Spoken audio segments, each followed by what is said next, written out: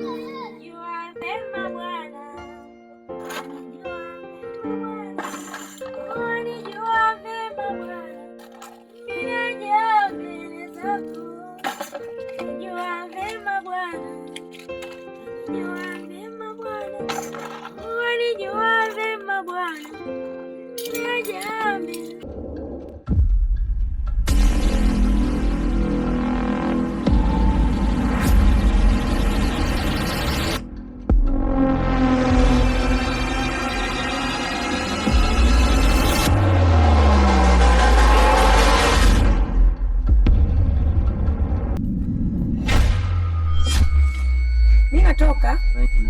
Naenda kwa mchungaji. Ufanye nini? Mchungaji ananisubiria huko. Ukafanye nini? Wewe ndio unaingia. Mimi naenda kwa mchungaji. Basi baki umeniwekea hata chakula. Wewe bwana, chakula nimesha kiweka jikoni, utachukua ule. Mimi naenda na wai. Mimi tena nichukue chakula. Utachukua chakula jikoni ule, mimi na wai. Kwani kuna nini? Mbona leo sio Jumapili? Mchungaji ananihitaji, naenda. Bila mchungaji mimi kwa kweli hapana, naenda kwa mchungaji.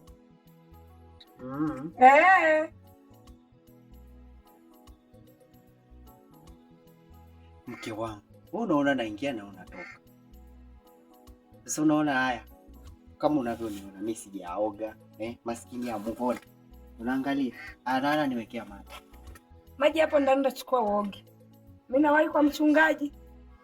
Usamani wa mchungaji unanizidi. Haya mama, safari njema. Haya baba.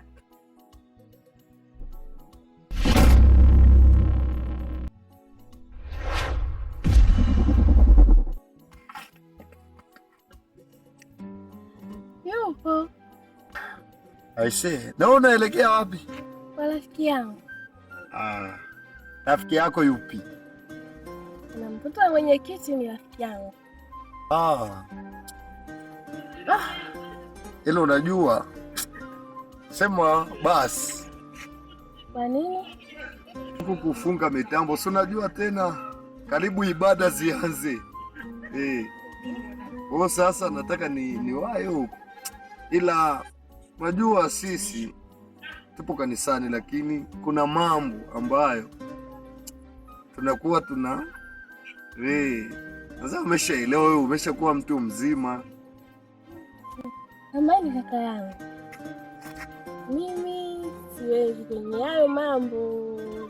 Hayo mambo ni ya dunia. Mimi kumbuka nimekulia kwenye dini, kwa siwezi.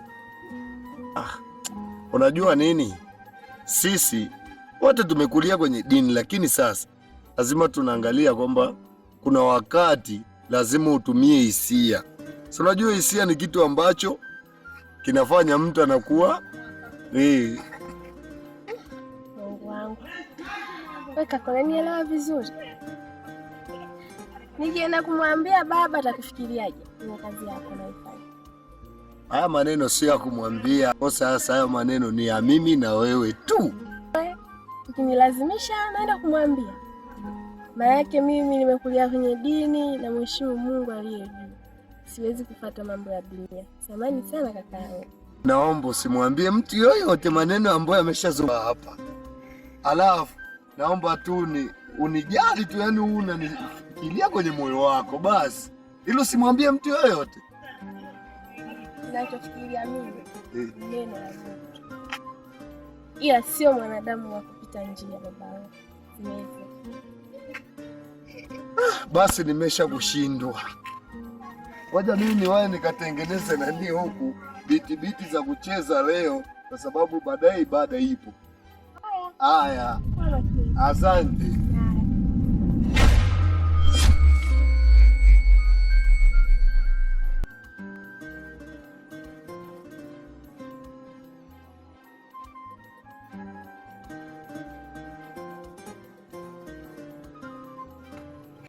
Karibu. Asante.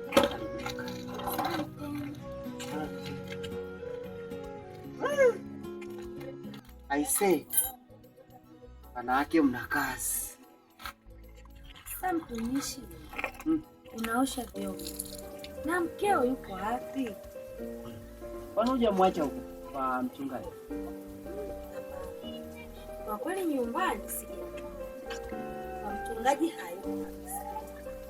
Labda huenda wanawake wana mambo mengi. Huenda kuna sehemu amepitia labda kwa rafiki yake au amepitia kwa mtumishi wetu wa pale kanisani. Ameniaga hapa akasema mchungaji anapigia simu.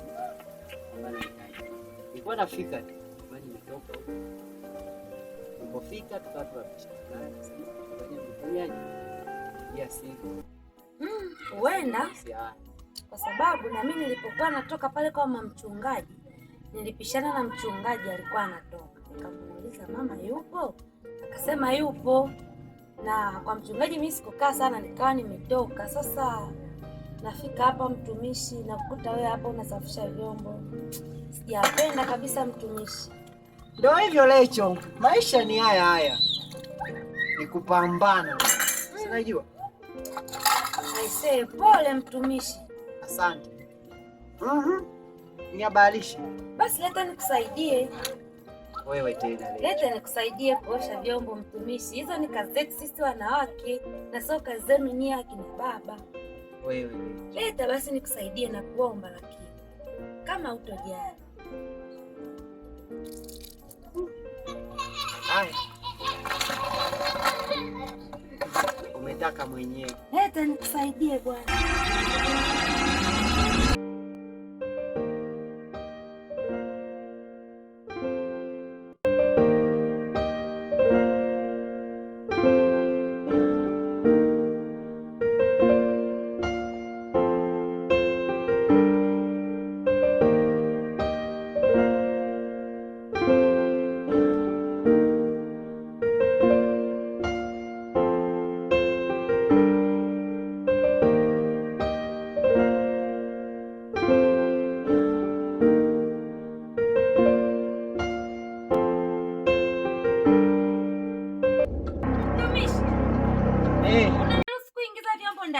Enjoy, ingiza tu, sijali. Metembea kote kote.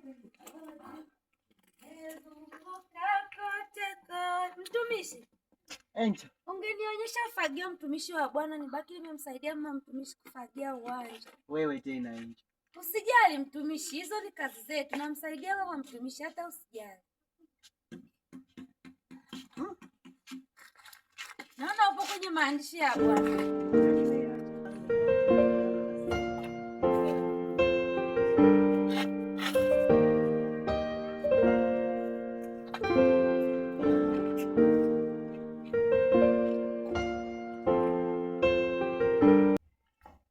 Katibu, mbona kwenye mkao huu mwenyekiti sijamuona wakati tulikubaliana kwamba tutakuwa, au labda hamkumpa taarifa?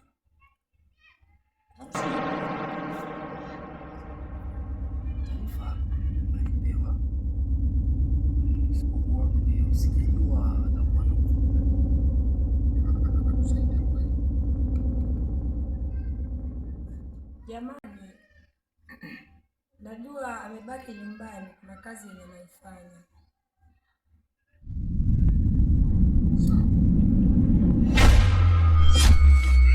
Basi mkao umeshafunguliwa tayari. Nafikiri kinachofuata saa hizi ni ajenda ambazo tunatakiwa tuzizungumzie. Nafikiri kwa sasa nimkabidhi nimkaribishe katibu wa kanisa aweze kusomea ajenda ambazo ziko mbele yetu.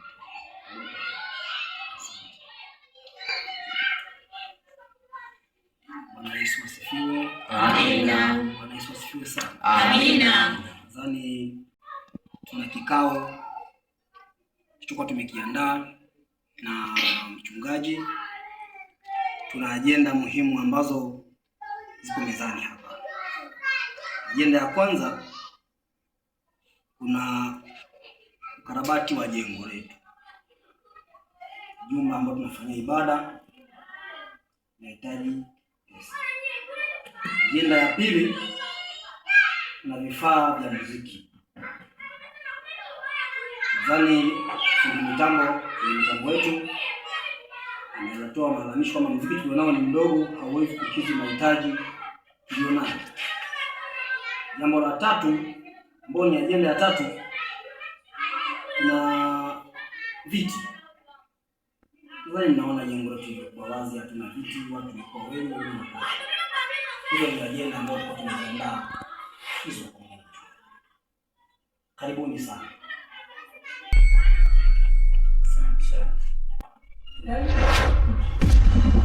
Jina Bwana libarikiwe. Amina. Kanisa ni mziki.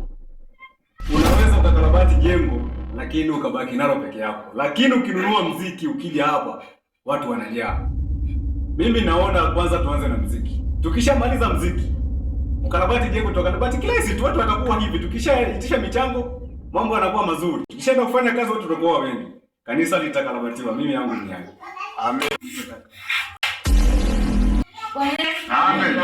Jamani, watumishi wa Bwana, mimi ninachoona hapa, kitu cha msingi hapa ni ujenzi wa kanisa, kwa sababu huwezi ukanunua mziki kanisa liko vibaya, tukarabati kanisa kwanza, kanisa likae sawa, ndipo tutakaponunua mziki. Wazo langu ni hilo. Bwana Yesu asifiwe. Amen. Ajenda yangu nilikuwa nazungumza kuhusu usafi wa choo. Nilikuwa namuomba mwalimu wa kwaya hamasishe wanakwaya wafanye usafi chooni, kwa sababu leo na kesho unaweza kupata wageni hapa kanisani waje watuone sisi ni watu wa ajabu sana, kwa sababu chooni kimechafuka sana. Ajenda yangu ilikuwa ni hiyo. Asanteni sana kwa kunisikiliza. Mimi namuunga mkono mwalimu wa kwaya kwa hoja yake ya kuhusu na mziki. Kwa kweli mkiona mziki unalia, mimi ni fundi mitambo.